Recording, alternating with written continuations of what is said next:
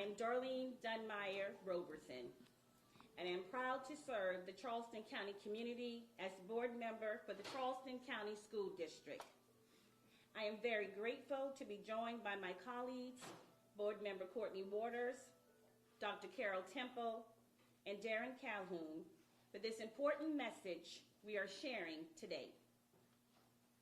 I would also like to welcome all of our special guests in the room with us today, in particular some notable community leaders, some state representatives, who through their unwavering support have shown their love and commitment to our community, our schools, and most importantly, our children. Finally, I want to take a moment to thank all of our partners in the news media who have graciously participated in this very important moment today. We appreciate your long history of supporting our schools and our scholars. You play an integral part in providing our families and our community important information about our schools on a regular basis, and for your collaboration, we are very grateful. Before we jump into the reasons for this press conference, I would like to start my remarks by addressing the spirit in which this press conference is being conducted and its purpose. First and foremost, as I sit at this table, before me are people who represent all walks of life. I see people who represent different races, identities, religions, and political alliances. No matter our differences, we have come together in this room as a community unified in our voices, our passion, our values, and goals.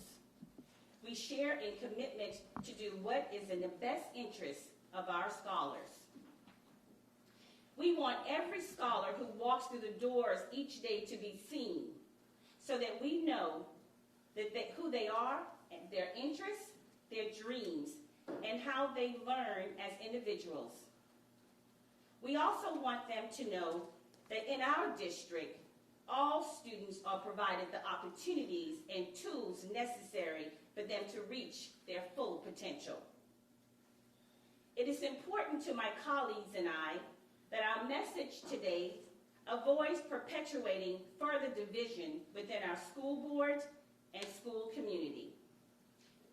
If we hold true to our values of being student-centered and we remain focused on the responsibilities of ensuring our policies help create learning environments where every child is on a path to reach their full potential, there can be no notion of division in our hearts, as division will only serve as a roadblock to those who are most important to us, our children. The purpose of this press conference today is not to call anyone out, but we will. Rather, we are here for the purpose of calling people in the spirit of unity, community, and reconciliation. It goes without saying, the results of last Monday's decision by the board, a misguided 5-4 vote to put our new superintendent of only 3 months on paid administration leave for simply doing exactly what he was hired to do, has only sown the seeds of division. As elected officials, it is our responsibility as a school board to represent the voices of our constituencies and to ensure a new superintendent has the support, the autonomy, and the tools required to set us up for success. In this, we, as a full board, fell short of supporting Dr. Gallion last Monday.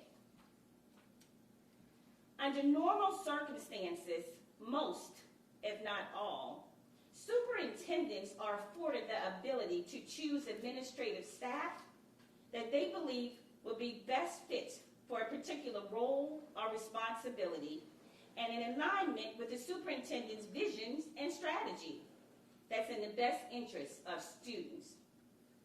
in particular, the autonomy to choose their own cabinet instead of the board getting involved in the administrative matters of the superintendent, bordering on the line of breach of contract. Providing a new superintendent in transition autonomy and staffing is a long-established requirement the 5 board members have objected to. In reality, this is an important tool used during the process of almost all district leadership transition and is an expectation within the community school. Dr. Gallion is our superintendent. He was chosen by the community. It was through community engagement and public input during the superintendent hiring process that we created a candidate profile which was a reflection of our entire community.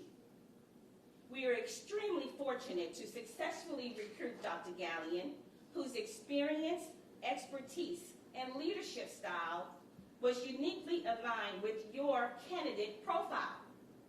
In addition, he remains highly regarded among the best educational leaders in the country. Over the last 7 days, our community, our students, our staff have spoken loud and clear in response to the board's decision of last Monday. And today, we come together to uplift their voices, the voices of our community, and call on our colleagues not represented here today that they reconsider the path of the vision our school district is now on.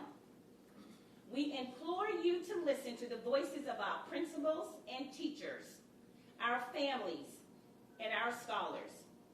We call on you to reflect on how we have been operating as a board, the role we play, and how we have fallen short in our responsibility as a board to support the new superintendent. We have failed to provide even the basic tools and systems for any superintendent to succeed. We call on our fellow board members to join us on a journey of reconciliation. Come to the table to heal these wounds of division, and let's collaboratively realign ourselves as a board with our legal authority on district policy and not disrupt district operations and personnel decisions which are rightfully and legally under the authority of the superintendent. Finally, we call on our fellow board members to immediately rescind Dr. Gallion's unjustified and illegal paid administration leave status so that our superintendent, who was chosen by our community, can continue his work of making an impact in our school district, the country, the state, but more importantly, our children are watching and they are counting on us. Again, thank you for being with us today. Now, I would like to introduce my colleague, Trustee Courtney Waters.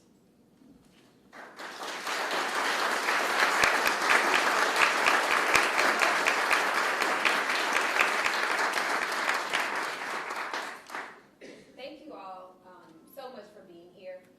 Your presence means so much to us because oftentimes when you are in the minority, you can feel very alone in this fight. But I want to just thank you all so much for showing up, for lifting your voices, for the emails, and I want to thank you to the media as well for choosing to show up.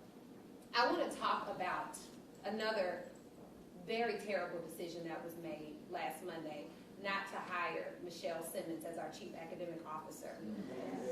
But before I get there, I want to introduce two things that I think are incredibly problematic in our current makeup in the decisions that we make as a board. One is that there is an extreme lack of transparency behind the why decisions are made. And the second is that there is an extreme overreach and a bolstering of the board's power and a diminishing of the superintendent's power. As a board, our chief responsibility, most will say is policy, but actually I would say the chief responsibility of the board is to be accountable to community. It's to make sure that we are thinking first of our students, our families, our teachers, and everyone in the system as we make decisions. This board, the majority, did not do that in deciding not to hire Michelle. On any measure, Michelle was the person for the job. And no one has to take my word for it. And in fact, if there's a lack of respect for community, they don't even have to take the community's word for it. Because Michelle was the only person in the chief cabinet that was required to have an external interview panel, a part of which was a former state superintendent of education for the state of Mississippi that has seen reading scores improve in droves over the last several years and has now surpassed South Carolina.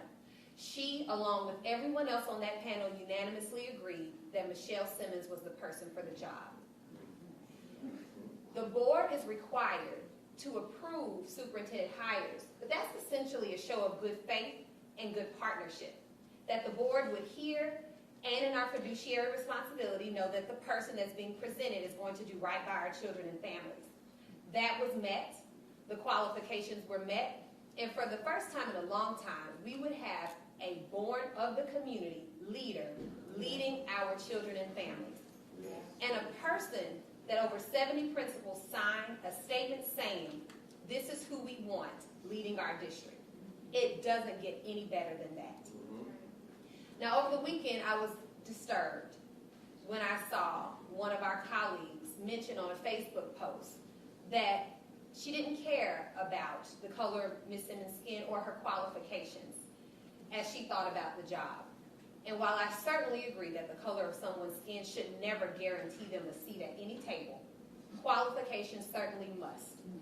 And so I would say that because of the lack of transparency and the clarification of the motive behind the vote against Michelle, I'm wondering, and I believe the community is wondering, why would she not get that role?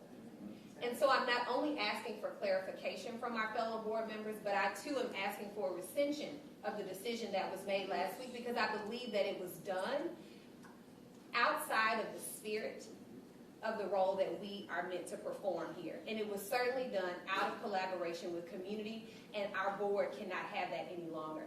This is a moment where for the first time the community is so tuned in to what we are doing as a board and so vocal about what they want in unison, and I have not seen that in my 3 years. We have to be responsive to community. We have to come to the table with community and sit knee to knee and explain the motives behind our actions. Otherwise, we are all left to wonder why these decisions are being made and assume that given the history of Michelle Simmons' background and the record progress that our students have seen this year, that demonstrates that we're on the right track, we have to assume that there's maybe something nefarious behind not voting Michelle Simmons into that seat. So I thank you again, and with that, I'd like to introduce my colleague, Dr. Carol Temple.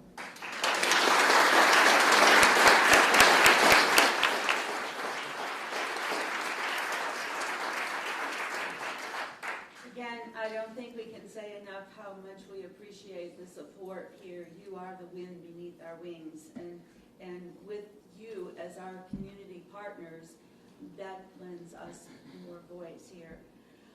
I want to talk about the Health Advisory Committee for the Charleston County School Board.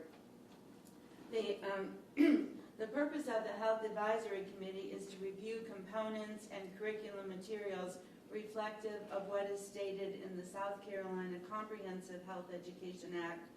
I know this act very well because I was the curriculum specialist in 1989 when it was implemented, along with a Health Advisory Committee. The Comprehensive Health Education Act states that the Health Advisory Committee shall be appointed by the local school board and consist of 13 members, 2 parents, 3 clergy, 2 health professionals, 2 teachers, 2 students, and 2 community members.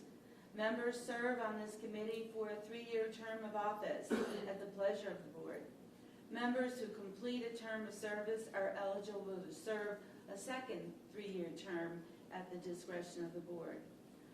On September 11th, 2023, the Committee of the Whole agenda included the item that advanced the appointment of 5 members to the Health Advisory Committee.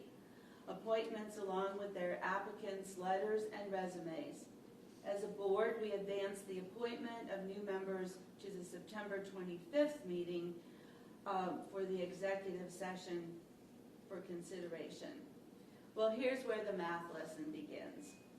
On September 25th, there was a Health Advisory Committee appointment item on the agenda with a recommended action for consideration of the Health Advisory Committee applications. In our board docs, which is, you see the agenda, but we have attachments, so that's what I'm referring to. In our board docs, a list of 2023 Health Advisory applicants with their resumes and letters was provided for 5 vacant positions, 1 clergy, 2 community people, 1 student, and 1 teacher. Instead of discussing the applicants for these 5 vacant positions, the policy liaison presented a slate of 9 nominees based on his review of the letters and resumes. Without a printed list, it was very confusing as we discovered that the policy liaison removed 6 members of the advisory committee, reassigned new applicants to 9 of the positions, and opened up 1 student position, 1 teacher position, and 2 clergy positions. When open session convened, the 4 of us did not approve the proposed slate for the Health Advisory Committee because we did not discuss and determine the applicants for the committee. Furthermore, we received no explanations for the removal of 6 of our current Health Advisory Committee members. Let's put this in perspective. Policy should guide board operations. However, it also requires good judgment, sensitivity to best practices, and it avoids discrimination.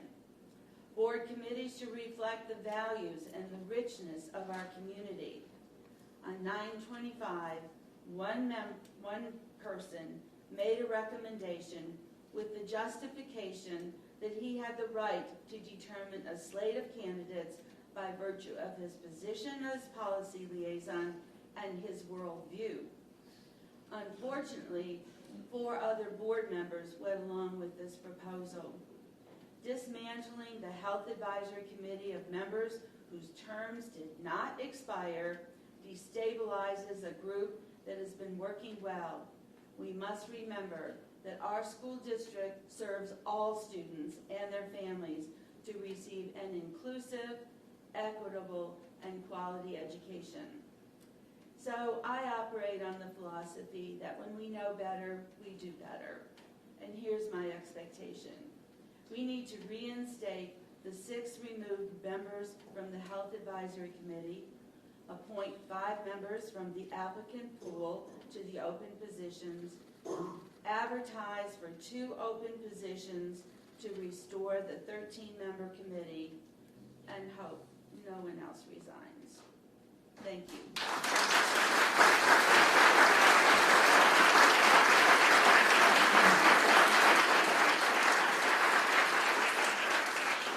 And now I'd like to introduce my colleague, Darren Calhoun.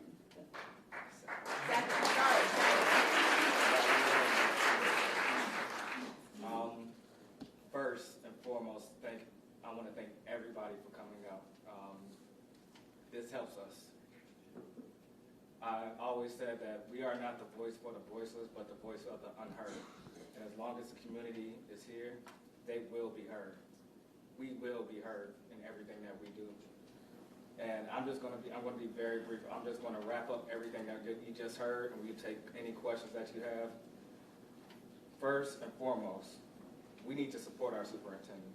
We need the board members to come back and reinstate Dr. Eric Gallion so he can do his job. Yes,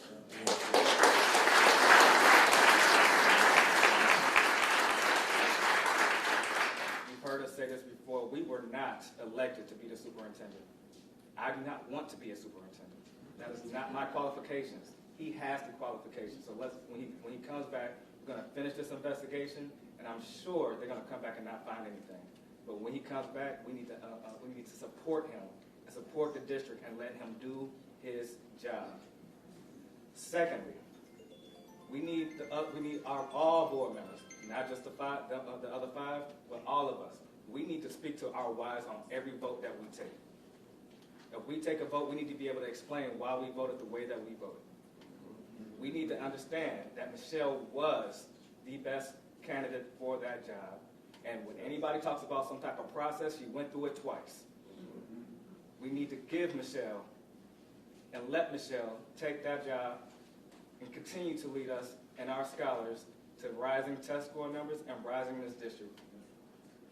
Homegrown, in reunion right now, and many of us know, particularly within our community, what being in reunion for high school is for us. She's in reunion. What better story will we have? We need to let Michelle do her job and stop micromanaging this entire district. So we need to come back and redo that vote as well, and let Michelle take the helm as the Chief Academic Officer.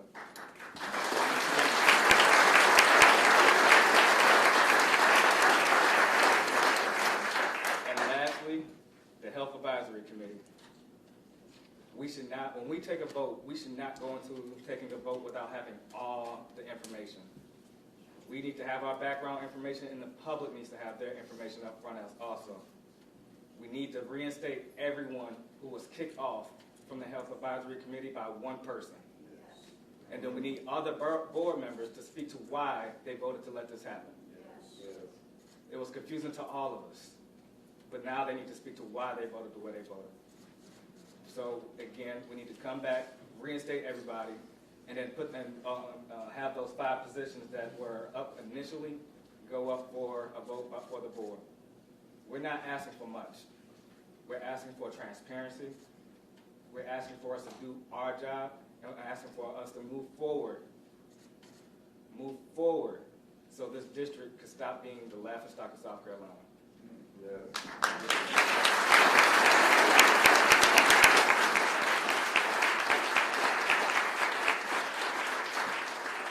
At this time, we welcome your questions, and we will be as transparent as we can. Hi, I'm Andy Brack with the City Paper. I want to know what you four are going to do to stop the full board from going into illegal executive session time and time again. Are you going to start objecting to that? Are you going to bring a legal counsel in to object to that? Because it's clear from lawyers I've talked with, y'all are going into illegal executive session.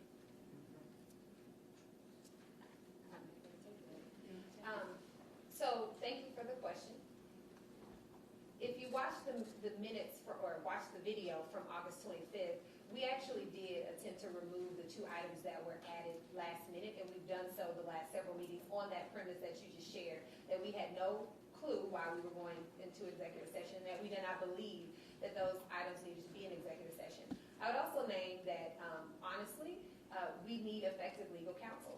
We need effective legal counsel that's going to make sure that as the agenda is being set, that we're in compliance with FOIA. Dr. Gallion attempted to take a step in that direction last Monday and has been stopped in his tracks by this decision. And so we fully support bringing the conversation into the public. We try as hard as we can to come out now and start making comments about what was discussed to the point that we can. But you are absolutely right. The discussion needs to happen in the public so that the public can weigh in and give its input on what is right for this district.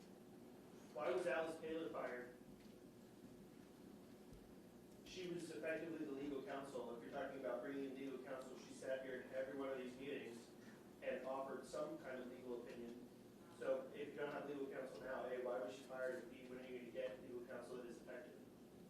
So and you all can correct me if I'm wrong, I don't think that we can speak to why Dr. Gallion fired Alice Taylor. I think he'd have to speak to that himself. I have been very vocal from the days that I do not agree with most of Ms. Taylor's counsel. In fact, I've stated many times that is your opinion, and I believe X. And so I think that what we need as a board is legal counsel that we can trust. And for us, that's legal counsel that's advising us according to FOIA, and also advising the superintendent in a way that he sees fit. Yeah, I I too cannot speak to why Dr. Gallion fired Ms. Taylor, but I have been very vocal in speaking my piece that she's not been effective counsel. She provides legal counsel to the 5 and not the 4, and I will not back down to that. Right.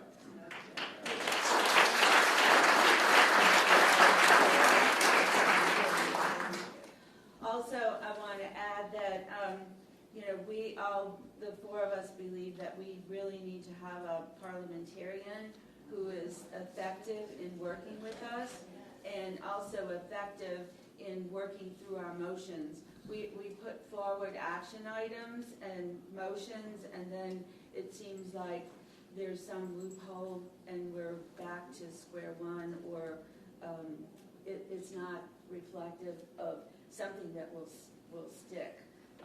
So we do definitely want to hire a parliamentarian. And let me just go back to speak to one other thing. Ms. Taylor has said to us that if we ask her for counsel, she'll give it to us. And I don't believe that that's how it works. If you're a legal counsel, you're to provide legal counsel to all 9 board members. Thank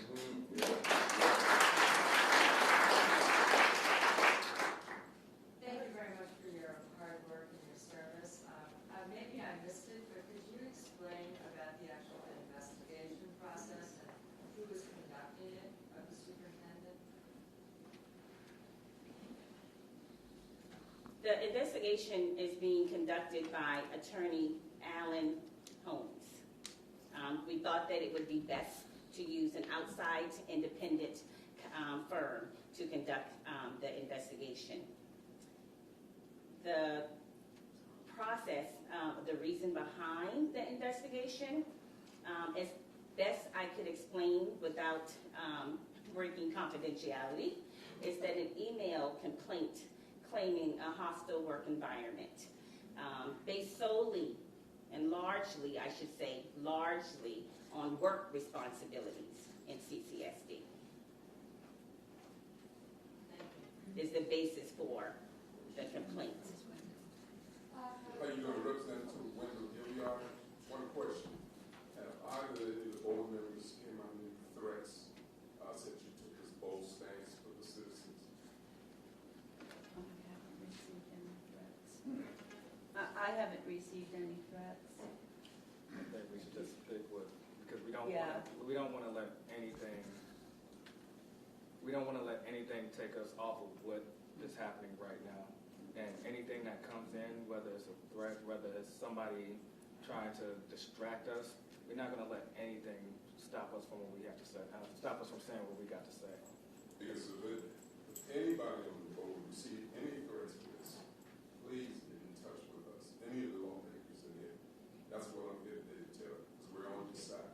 Thank you. Thank you.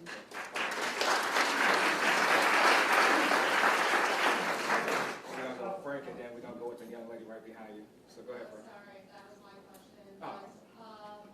This is Hillary from the Courier, so just to be clear, is there anything else you can say about this, like that was filed against Dr. Gallion, like any details about the childhood, the office, or any reasons why, despite why the police complaining about hostile workplace environments? I would say let's wait for the investigation to finish, and then everything will come out after the investigation.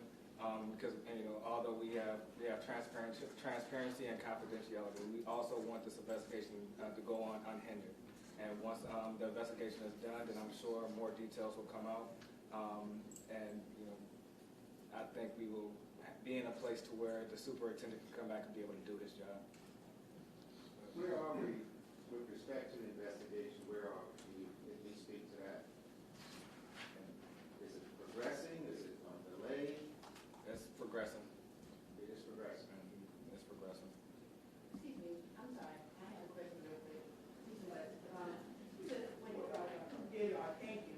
Nice to know your name since you're asking about threats. What do you plan to do if they receive any? And what do you do about the ones that did receive some just before they want? I received some and I reached out to you. But you Can I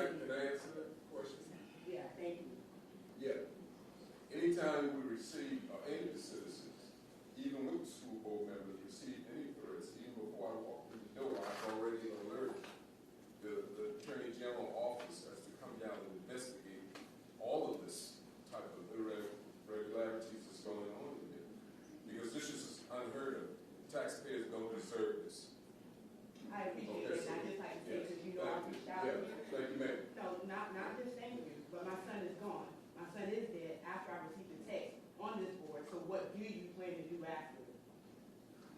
What can we do after this meeting? Can I answer? Yeah, go ahead, then we're gonna move forward. Okay, I treat everybody Again, what can we do after this meeting? You know, I can talk, and I'll be glad to put the services through.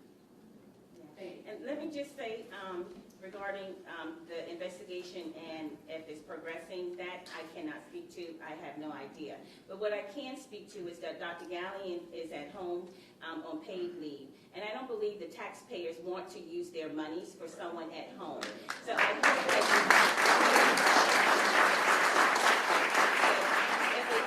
if it is progressing, I hope that it will be done expeditiously so that he can return to work and we can get full use of our taxpaying dollars.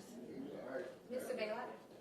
Hi, I'm Francis Baylock. I served on the Health Advisory Committee, and during my service, I see some other members are here, feel free to stand if you want to. We passed, for the first time ever, a medically accurate and inclusive health education curriculum. And Ed Kelly knows that he cannot remove that curriculum before he himself is removed from office in 2024. So this is why he did what he did, in case you're wondering. I can't speak for the other people.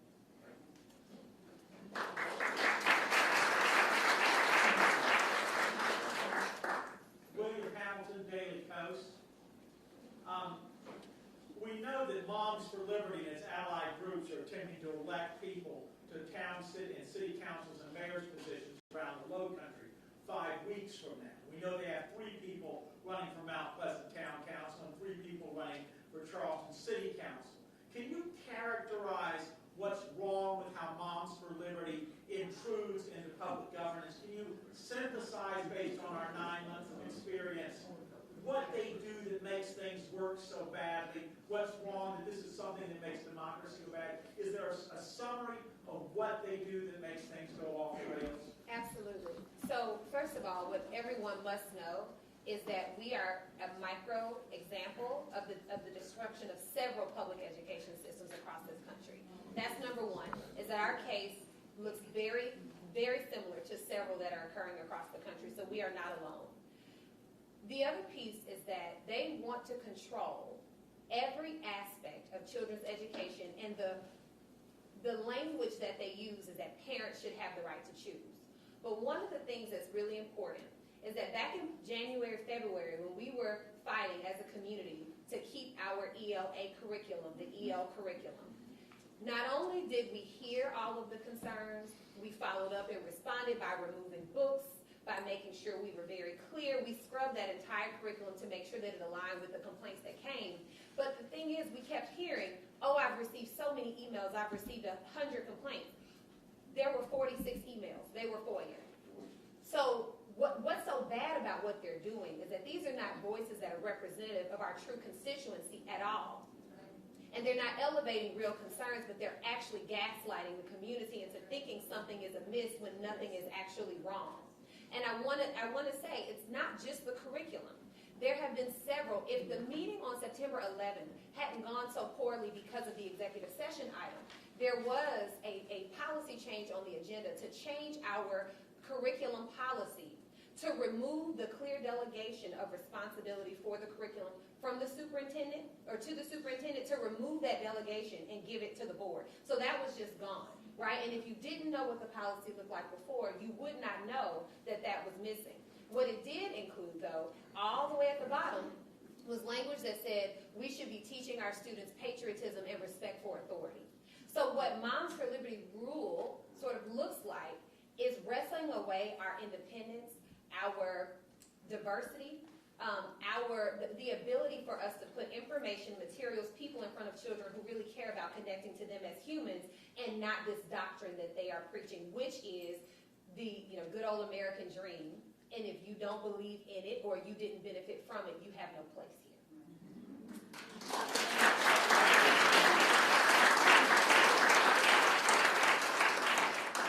I also want to submit this piece of evidence too, in terms of influence from the Moms for Liberty. Our policy liaison was at a meeting of the Moms for Liberty, and a flyer was passed out, and that flyer stated from that group that they were targeting the Health Advisory Committee. So I have to wonder, is that what happened on the 25th? We removed 6 wonderful people from the Health Advisory Committee who are serving so honorably, and we had no emails or complaints about the Health Advisory Committee, but one person derailed a committee and dismantled it. And so for me, let me just wrap it up by saying it's very hard to know who they are. They're inside and they're outside. So as Courtney said, in February we fought to keep the EL curriculum. As Dr. Temple just said, we are now fighting to keep our Health Advisory Committee. Mark my words, there's another agenda item, and they're coming after the Panorama Survey. They have an agenda, and it's all about controlling education. Let me also add, too, that we had to defend the AP African American Studies course in our program of studies. We had to have a presentation to defend that particular curriculum. And we also had a challenge to the AP Biology book because it had current information about research that is emerging for gender identity. So we have had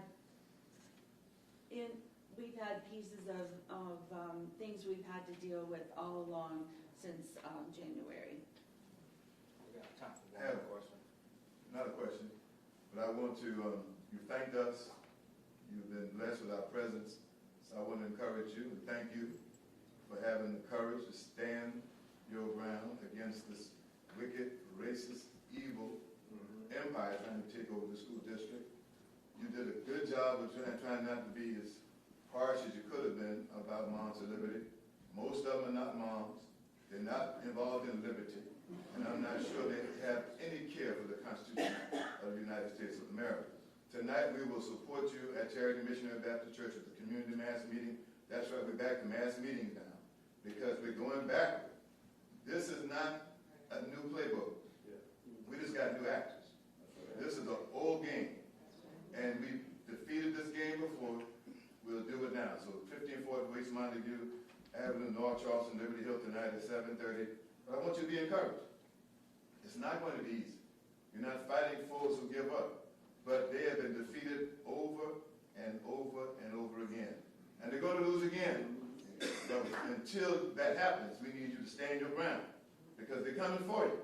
But when they do come for you, remember, we're with you. We'll stand in front of you. We'll stand behind you. We'll stand for you. Do not be afraid. Do not give up.